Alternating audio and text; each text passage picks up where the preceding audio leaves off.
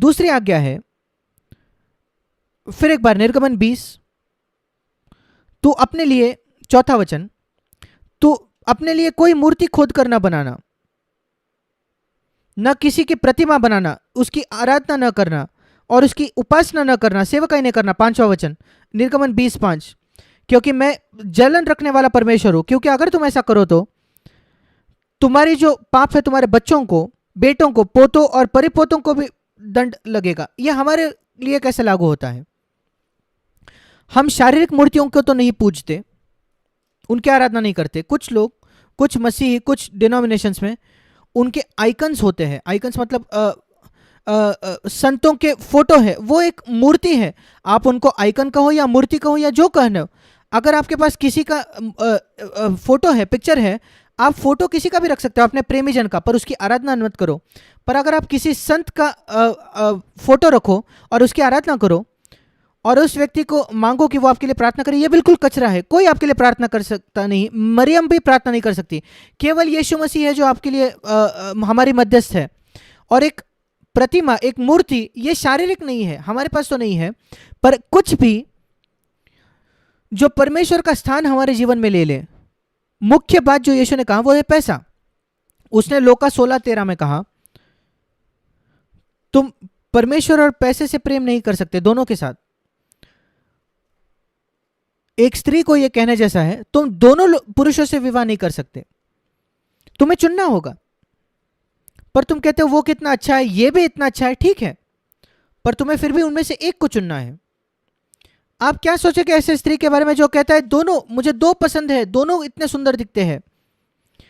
आपको लगता है ऐसे स्त्री, ऐसे मसीह के साथ कुछ, मसीह बहन के साथ कुछ गलत है जो दो पुरुषों के साथ विवाह करना चाहती है?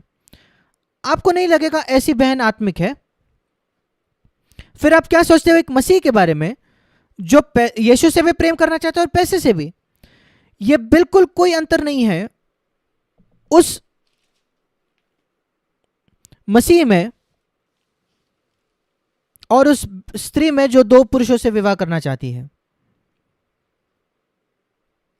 पर एक मसीही स्त्री, एक मसीही स्त्री, वो एक व्यक्ति से विवाह तो कर सकती है, एक पुरुष से, और उसके बावजूद एक दास उसका हो सकता है जो पुरुष है। अगर वो कोई ऑफिशियल है किसी ऑफिस में, उसका सेक्रेटरी है, वो पुरुष हो सकता है, कोई वो ठीक है। या एक दास है, एक ड्राइवर है उसके गाड़ी का, वो हो सकता है, पर पति नहीं हो सकता उसके पास। वही तो बात है। दूसरी चीजें आपके सेवक हो सकते हैं, कई आराम है, ऐशो आराम है, पैसा है, घर है, पर पति नहीं। ऐसा नहीं जिससे आप प्रेम करते, उसके प्रति आपकी भक्ति नहीं होनी चाहिए, उसके लिए आप जी नहीं सकते। आपको क्या लगता है एक स्त्री जो अपने कार ड्राइवर के लिए जीती होगी या अपने सेक्रेटरी के लिए जीती है, वो कितनी मूर्खता है? बिल्कुल ऐसा ही है जब एक व्यक्ति कहता है मैं यीशु से तो प्रेम करता हूं और अधिकतर समय वो पैसे के लिए जीता है, पैसा पैसा पैसा, और थोड़ा पैसा गवा देता है, वो इतना चिंतित हो जाता है।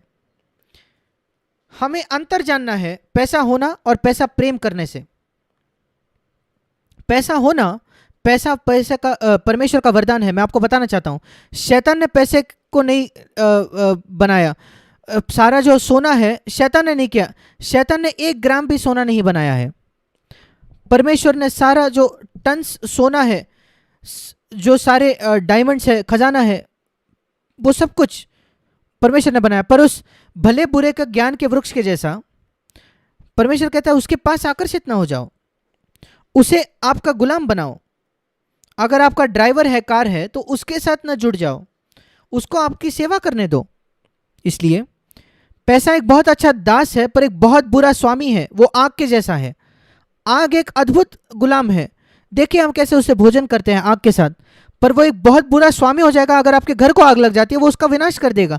पैसा ऐसा ही है, उसको नियंत्रण में रखें।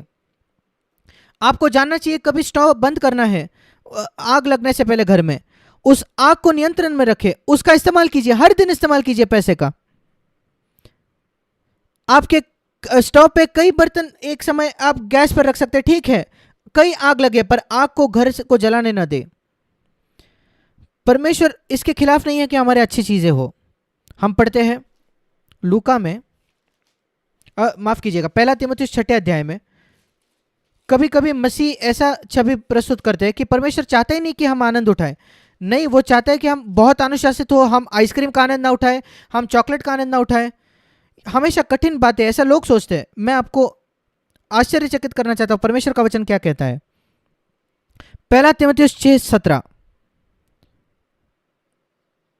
ये विशेषकर धनवानों के लिए लिखा है। गरीब कई बातों को ले नहीं सकते, पर धनवान लोग कई कुछ ले सकते हैं, काफी कुछ खरीद सकते हैं। हमें क्या करना है? इस संसार के धनवानों को आज्ञा दे, पहला तीमुथियुस 6:17, कि वह अभिमानी न हो। एक बहुत बड़ा प्रलोभन होता है धनवानों के लिए कि वो घमंड हो जाए, वे गरीबों को तुच्छ जाने, वे दूसरों को देखकर तुच्छ जाने। वो शायद पढ़ाई में धनवान है, जो पढ़ाई लिखे नहीं है उनको तुच्छ जान सकते हैं हम, कि हम घमंडी ना हो। और चंचल धन पर आशा न रखे। ये धन बहुत चंचल है। मैं आपको कहता हूं स्टॉक मार्केट से भी ज्यादा चंचल है।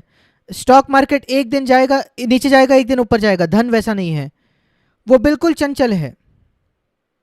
पर अपनी आशा परमेश्वर पर लगाए, जो आपको ये सारे सुख देता है। सुख बहुतायत से। क्या परमेश्वर बहुतायत से देता है? हाँ, कुछ लोगों को। वो क्यों देता है? ताकि हम उससे आनंद उठाएं। हिंदी में सुख लिखा है, इंग्लिश में लिखा है एंजॉय करने के लिए, सुख उठाने के लिए। क्या आपने पढ़ा है परमेश्वर आपको भौतिक वस्तुएं देता है आनंद उठाने के लिए? हाँ, मैं कई भौतिक वस्तुओं का आनंद उठाता हूं। आपका एक आरामदायक घर है, उसका आनंद उठाइए। आप अच्छा भोजन कर सकते हो, आनंद उठाइए। आपके पास एक गाड़ी हो सकती है, 2 गाड़ियां, अच्छी बात है, आनंद उठाइए। आपको उसके विषय में अपराधी नहीं महसूस होना चाहिए। परमेश्वर ने हमें बहुत अच्छा देता है हमारे सुख के लिए, आनंद के लिए। अभिमानी मत बनिए, उस पर निर्भर ना रहे, उसको आइडल मूर्ति ना बनाए, उसको सही जगह रखे अपने, जैसे एक गुलाम के तरह, आपके पति के समान नहीं। यीशु मसीह अकेला हमारा पति है, वो मेरा गुलाम है, और मैं हमेशा पैसे को अपने गुलाम की तरह रखूंगा। वैसे ही मैंने जीने की कोशिश की है। मैं प्रचार नहीं कर रहा जो मैंने खुद नहीं किया हो, और उसने मेरे जीवन को बहुत ज़्यादा खुश बनाया है। मैं आपको बताना चाहता हूँ, मैं कभी पैसे को मेरे सिर पर नहीं बैठने दूंगा। चाहे मैं परमेश्वर मुझे कितना भी क्यों ना दे दे, मैं उसको अपने पैरों तले रखूंगा और मैं उससे आनंद उठाऊंगा। मुझे गिल्टी नहीं लगता, अपराधी नहीं महसूस होता जो परमेश्वर देता है उसका आनंद उठाने में। पर यह भी लिखा है 18 वचन, भलाई करे, भले कामों में धनी बने, जो जरूरत में है। यह भी एक सौभाग्य है जो परमेश्वर हमें देता है जब वो हमें पैसा देता है। इस प्रकार हमारे पास एक अनंत खजाना है स्वर्ग में। और यह दूसरी आज्ञा है, कोई भी मूर्ति की आराधना न करे। और फिर आगे जाकर लिखा है तीसरी आज्ञा में, तो अपने 7वां वचन, तो अपने परमेश्वर का नाम, निर्गमन 20:7, नहीं उससे पहले, वहां जाने से पहले यहां लिखा है, अगर तुम इस मूर्ति की पूजा करो, आराधना करोगे, तो वो जो पाप है वो तुम्हारे बच्चों पर भी आएगा, वो दंड आएगा। क्या आप जानते हो अगर आप पैसे की आराधना करते हो तो आपके बच्चे बिगड़ जाएंगे, बच्चों का नाश होगा? हाँ, ऐसे कई कई उदाहरण है संसार में हमारे आसपास। अमीर लोगों के बच्चे जो बड़े इस प्रकार नहीं किए गए कि वो परमेश्वर के प्रति धन्यवादी हो, सारे दान के लिए अपने बच्चों को सिखाइए धन्यवादी हो वो परमेश्वर के पास, जिस घर में वो जीते उसके लिए, जिस गाड़ी उनके पास है उस वजह से, जिस पढ़ाई को वो प्राप्त कर रहे हैं, उन्हें सिखाइए कि वो परमेश्वर के प्रति धन्यवादी रहे और उन चीज़ों की आराधना ना करे। नहीं तो वो जो दंड है वो उन पर जाएगा और वो बच्चे बड़े होकर भटक जाएंगे। मैंने कई कई उदाहरण ऐसे देखे हैं हम इस संसार में।